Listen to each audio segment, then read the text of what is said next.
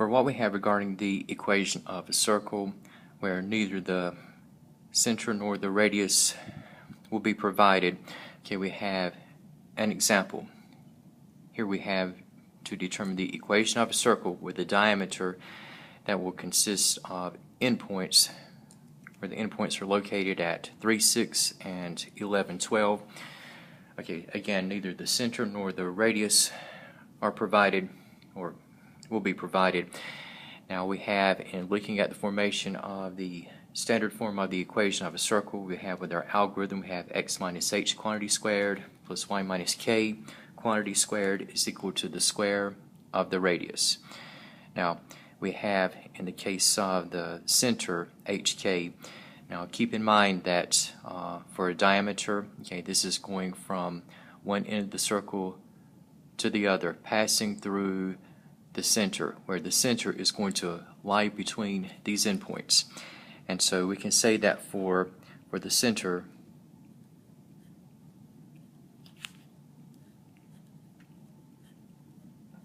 we can use the midpoint formula. Okay, so we can take the mean of the x values as well as the y values. So we have for the center hk, that will be the midpoint between 3, 6, and 11, 12. And so we can take, utilizing the midpoint, so you have your x of 1 plus x of 2, where we have 3 plus 11 divided by 2. And then we have for y of 1 plus y of 2, we have 6 plus 12. Also divided by 2. And here we have 3 plus 11 is going to be 14 divided by 2, which will be 7. 6 plus 12 is 18 divided by 2 is going to be 9. Okay, so the center will be located at 7, 9. Okay, so here we have that h is equal to 7 and the k value is equal to 9. In the case of what we have for the radius, you could look at this from either of two vantage points, and what we will do is that we'll say that the radius will be the measure from the center to the edge of the circle, and we'll say that for the radius, okay, this would go from the center 7, 9 to either of these two endpoints, and we'll be looking at going from 7, 9 to 11, 12. Okay, so we can say that for the radius,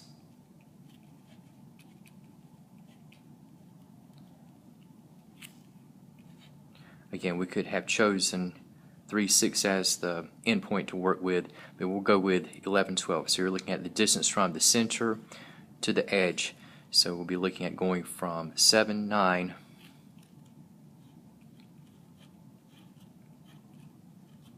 to 11, 12. And just like what we had utilized in the case of the distance formula, okay, radius is going to be its own distance formula. Like you could look at 7, 9 as being the set of x1, y1 values, and 11, 12 being the set of x2, y2 values. And for what we have in the case of the radius, okay, so we have the square root, and we have the sum of the squares of the differences between the x and the y values. So we say we have for x2 minus x1, we have 11 minus 7 to the second. Difference in y values, we have 12 minus 9.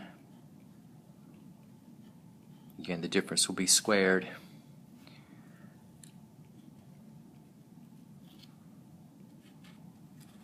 So we have 11 minus 7 is 4. 12 minus 9 is 3.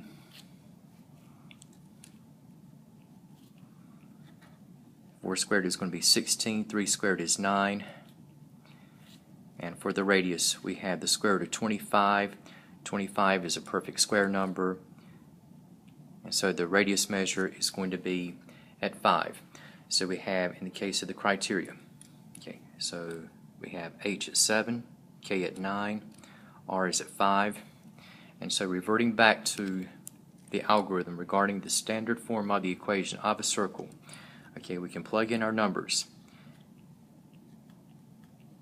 So we have x minus h, which would be x minus 7, not x minus 5, sorry. So we have x minus 7, quantity squared, and y minus k, we have y minus 9. And for the square of the radius, looking at the square of 5. And so in completing the square of 5, we have for the equation of the circle,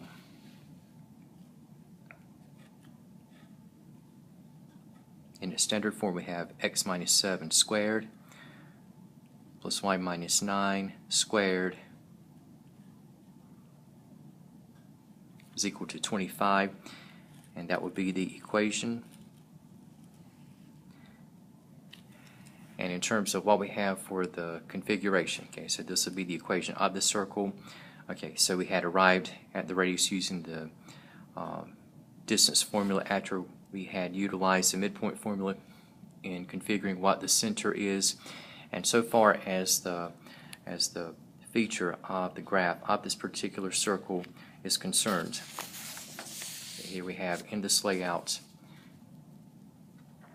again we have the circle in reference to x minus 7 squared plus y minus 9 squared is equal to 25. So we have the couple of endpoints on the edge of the circle where we have 3, 6, 11, 12. In between is going to be the center, 7, 9, and from 7, 9 we have uniformly the distance, okay, to be at 5. So we have the radius be the same throughout along this circle.